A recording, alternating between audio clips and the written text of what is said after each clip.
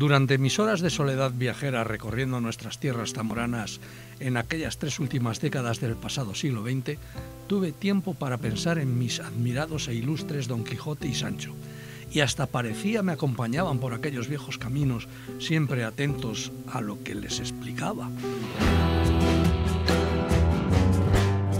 Ahora, aprovechando el 4º centenario de su nacimiento y para haceros partícipes de ello, he decidido sacar a la luz esta recreación que tan guardada he tenido.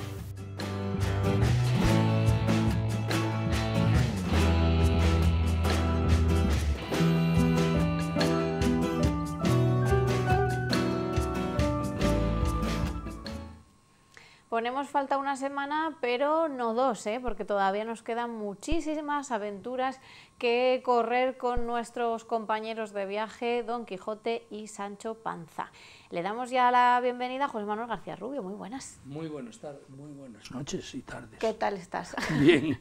Es decir, noches y tardes, porque luego cuando esto se repite también son tardes y mañanas. Es que es muy tarde. Y mañanas. Bueno, también mañanas. Sí. Y madrugadas, si me apuras. Puede ser, yo ya tanto no llego. Sí, madrugada también. Bueno, hace la última semana que nos íbamos de aventura, parábamos en Avezames, en una vista preciosa, que está muy cerquita de Pozo Antiguo y a su vez, claro, como Pozo Antiguo está a 8 kilómetros de Toro, pues muy cerquita de Toro. Y pudimos ver esta vista que, como ves, es una panorámica extraordinaria, y que en los días estos de invierno que son de aire limpio, allí al fondo donde se ven aquellas nubes blancas, lo que se ven son las montañas blancas de Sanabria. Qué bonito tiene que ser eso, ver es muy bonito, pero verlo desde ahí arriba, desde donde hice yo la foto, que viene un airito que te corta. Seguro que sí, que ya están nevadas además las montañas. Sí, te lo mandan los de allí, los de Sanabria. Bueno, pues ya lo saben, este punto estratégico para divisar esta fotografía que casi es un cuadro, y en invierno, en los días claros, sin nubes, pues para divisar las montañes de Sanabria. Y desde aquí, ¿dónde cogisteis camino? Bueno, pues a un lugar muy cercano también, porque en el Alfoz está muy cerca un pueblo de otro, y esto se llama, pasamos por él, y se llama Villar Don Diego. Como ves, prácticamente está lo mismo que hace a lo mejor 200 años, porque no se ve ni un tejado que esté casi reparado. Eso es, yo creo que si se hubiera hecho una foto hace más de 100 años estaría lo mismo.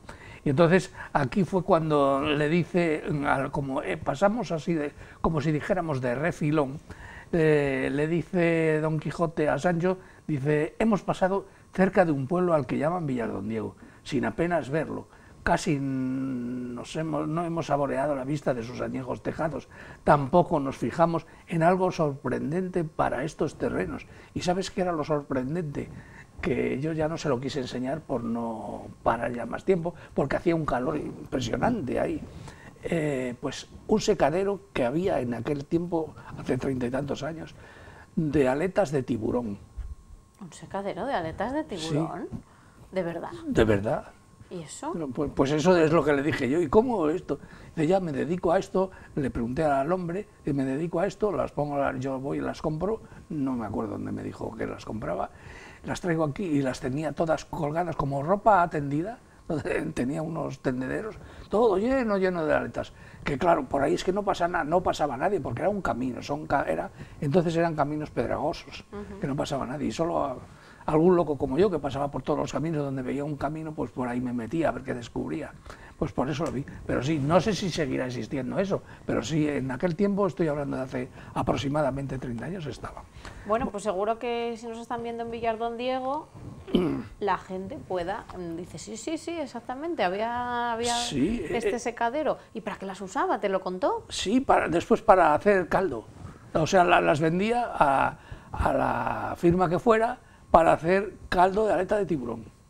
Jolín, fíjate lo que se aprende en la provincia, estas cosas curiosas, madre mía. En plena meseta castellana. Sí, increíble. Bueno, pues tiburones también en Villar Don Diego, hace 30 años por lo menos. Aletas. Aletas, solo las aletas, sí. Al sol.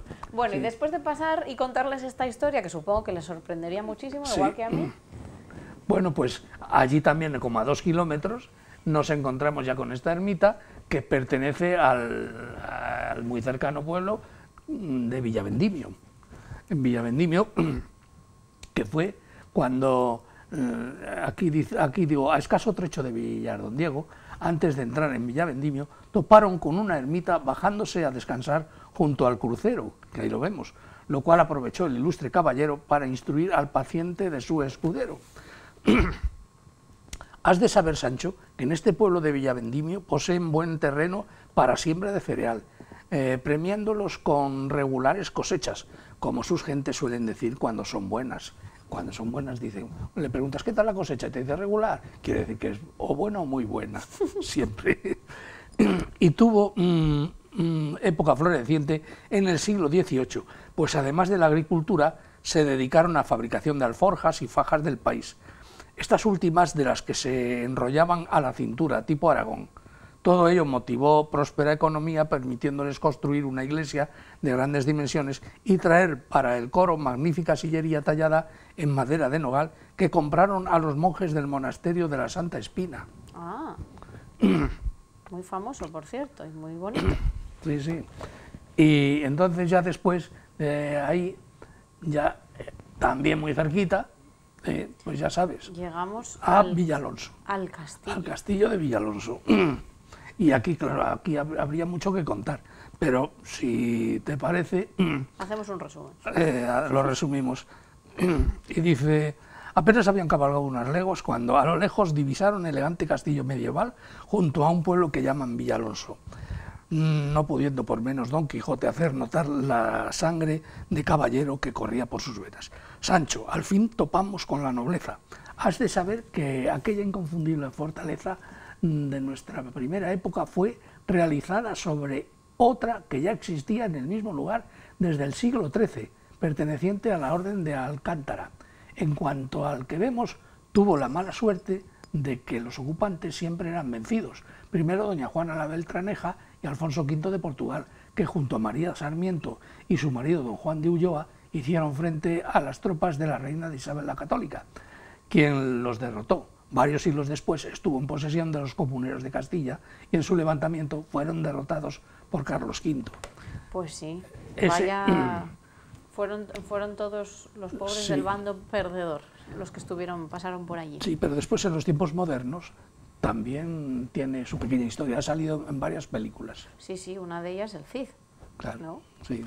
Sí, sí, conocemos la historia, pero invitamos a pasar por allí porque nunca se cansa uno de ver estos castillos que parece que nos además es que a otra época. Se conserva muy bien. Mira, y aquí vemos ya el pueblo. A la derecha, totalmente a un extremo, asoma el castillo. Y ese es el pueblo de Villalonso, que es muy pequeñito, como ves, muy pequeñito. Muy pequeñito, pero que seguro que recibe un montón de visitantes por eso, por el castillo que tienen y que dejó conmovido por su época a Don Quijote. Y a esta explicación le contestó, estando allí en el pueblo y continuaba mirando el castillo, le contestó Sancho, lo cual quiere decir, vuesa merced, que con este lugar deberemos tener prudencia, así que alejémonos de él, porque siempre oí decir cada cual en su corral. Además ya sabe aquello de el huésped y la pesca a los 3 días apestan, porque ¿quién nos manda meter donde no nos llaman? Ya sabe mi señor que siempre se dijo el pez en el agua y el herrero en la fragua. Bueno, unos cuantos refranes, ¿eh? No, es que siempre... Me he quedado con lo de los huéspedes y la pesca a los 3 días apestan. Esa me la he guardado aquí. Bueno, pero oye... Bueno, pero es que es verdad, a partir de los 3 días, oye, ya empiezas a molestar, pero ¿no? Cuando tienes huéspedes te la tienes que seguir guardando. Ya, eso sí, pero como huésped, digo, para los que somos huéspedes, cuando seamos huéspedes, pues eso, que echemos cuentas. Bueno, ¿camino de dónde ibais? Pues continuamos allí cerquita, de Pinilla de Toro. Pinilla de Toro. Y allí, en Pinilla de Toro... ¿Qué os pasó? Pues ya verás, esto... Entramos por esta calle que daba sombra a estas casas que me imagino yo que agradecisteis, no sé si hacía mucho calor o no, pero lo parece, ¿eh? Sí. Parece que hacía Dice, bastante calor. Sancho, has de saber que este poblado fue muy castigado por los gabachos, al no poder pagar los tributos impuestos por dichos invasores. fue el 13 de octubre de 1809 cuando los napoleónicos prendieron fuego al pueblo por los 4 costados, dejándolo reducido a un montón de cenizas. Aquel siniestro recuerdo fue transmitido durante generaciones hasta las actuales. Así que es uno de los datos históricos de Pinilla. Que tiene Pinilla de Toro, que cuando vas allí, pues la gente, por lo menos a mí, la gente mayor, pues enseguida te lo cuentan. Aparte de que ya viene en los libros. Claro. Así. Total que ahí, entonces ya después dice... Salieron de dicho poblado por un camino de suaves repechos y pronunciada loma hasta llegar a la cima donde se encontraron la bella panorámica de Bedmarván, que es esa, mírala, Bedmarván, transmitiéndoles rápidamente ese sabor a un pasado floreciente, viniendo a la memoria del muy instruido caballero y figura de la presente historia. Sancho, has de saber que las gentes de Bedmarván son conocidas como marvanos, y definidos por el ilustre señor Gómez de la Torre de esta forma: son los más despejados del Alfoz, preeminencia que deben a lo mucho que viajan, y es que para vender los distintos productos de sus variadas industrias de lana, sargas, estameñas, chocolate, confección, recorrían con sus carros la provincia y parte de España. Fueron aquellos arrieros antes que llegara la motorización. Los arrieros, sí. Y el chocolate, que sigue siendo famoso, el de Bedmarván. Sí, y tiene otros, y bueno, y tiene otros productos también. Ahora también tiene unas magdalenas que están riquísimas. Ah, ¿sí? ¿Nos las recomiendas? Por cierto, seguro que a Sancho le gustaba la recomendación. Yo conocí seguramente al que fue el último arriero, que de niño iba con su padre en el carro, recorría fuera de la provincia, muchas más partes. ¿Y era de aquí? De aquí, de Bedmarván. Qué bonito. Sí. Oye, y te parabas a escuchar esas historias y te quedabas ensimismado. No, claro, no. Oyéndolos. Bueno, y después de recomendarle a Sancho las magdalenas de Bedmarván, ¿seguisteis ruta? Sí, seguimos ruta y llegamos, no sé si te acordarás, que en aquel pueblo con aquella panorámica tan grande que se llamaba Bezames, al fondo, muy al fondo, se veía una ermita, una iglesia. Sí. Pues ahora mismo estamos al lado de aquella iglesia, que es la iglesia de Fuentesecas. Estamos divisando desde allí, ves, fíjate lo cercanos que están. Esta es la iglesia de Fuentesecas y ese pueblo que se ve ahí abajo es Malva. Es Malva. Y aquí vemos ahí una laguna que, claro, un año como este a lo mejor no tiene agua, pero normalmente siempre es permanente. Y ahí es donde las ovejas de ese pueblo venían a beber agua, siempre, siempre, siempre. Y bueno, allí estuvimos sentados un rato porque es que era una panorámica también estupenda.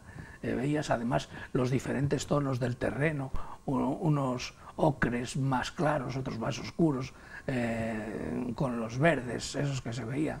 Muy, muy bonito. Y para coger fuerzas, también muy bien, una parada en el camino. Y uno de los clásicos palomares que tienes ahí abajo. Sí, es verdad, es verdad. Claro. Y que bueno, parece que está, o estaba, vamos, porque estas fotos son de hace ya bastantes años, que parecía que estaba bastante bien. Estaba bastante bien, ahora ya habría que adivinarlo. Habría que adivinarlo. Pues la siguiente parada, y vamos a hacer aquí nosotros el descanso de esta semana. Pues la siguiente parada es en el mismo lugar. Mira, en la parada anterior estábamos al lado de aquella, que ya dijimos otro día, que era uno de los pueblos muy peculiares porque tenía la iglesia fuera del pueblo y la ermita la tiene ahí, confundiéndose ahí entre las casitas del pueblo. Y estábamos ya saliendo de allí, nos paramos a ver esta panorámica con el cereal ya a punto de ser recogido y vamos, que les pareció estupendamente ver aquello. Y no sé, hay aquí una cita en la página 194. Pero ¿y de dónde salíamos? ¿Cuál era la localidad? Fuentesecas. Ah, Fuentesecas. Fuentesecas, que es donde estaba. Finalizada la visita al curioso Bedmarván, nos llegamos a Fuentesecas. Momento que, cosa extraña, Sancho, adelantándose a su caballero, no en el tramo, pero sí en el verbo, diciendo: mi señor, algo extraño tiene este pueblo, pues por forma y tamaño, aquello que hay en lo más alto es la iglesia, lo que te decía antes. No deberemos quedar sin subir allí, pues a buen seguro que ofrecerá bella panorámica, que habíamos subido claro, allí claro. A ver aquello. Bueno, pues con esta iglesia, esta curiosidad de Fuentesecas, la iglesia afuera, la ermita más pegadita en el pueblo, hacemos parada nosotros aquí, entre todos, nuestros acompañantes y ustedes con nosotros también. Y ahora sí, vamos con Peromato a ver de qué habla esta semana. No sé yo si va muy ligado a la actualidad o no tiene nada que ver. Está divagando. A ver, vamos a descubrirlo. Algo va, ya verás. Caballero Peromato, le pregunté, a veces me llevan los diablos cuando oigo entrevistar a un político. Le hacen una pregunta incómoda y responde algo que nada tiene que ver con el tema. Entonces me respondió y dice, escucha lo que dijo don Francisco de Quevedo ya hace 400 años. Declárase por necio de la quinta esencia al que preguntándole una cosa responde con otra que nada tiene que ver, y así además quiere seguir perseverando, tratando de impedir la pregunta inicial. Puede calificársele de necio de marca mayor. Bueno, pues un poco... Lo dijo Quevedo. Así que hay que respetarlo. Los clásicos, estamos parafraseando a los clásicos. José Manuel, muchas gracias. Seguimos aventuras la próxima semana. Durante mis horas de soledad viajera recorriendo nuestras tierras zamoranas en aquellas 3 últimas décadas del pasado siglo XX, tuve tiempo para pensar en mis admirados e ilustres Don Quijote y Sancho, y hasta parecía me acompañaban por aquellos viejos caminos, siempre atentos a lo que les explicaba. Ahora, aprovechando el 4º centenario de su nacimiento y para haceros partícipes de ello, he decidido sacar a la luz esta recreación que tan guardada he tenido.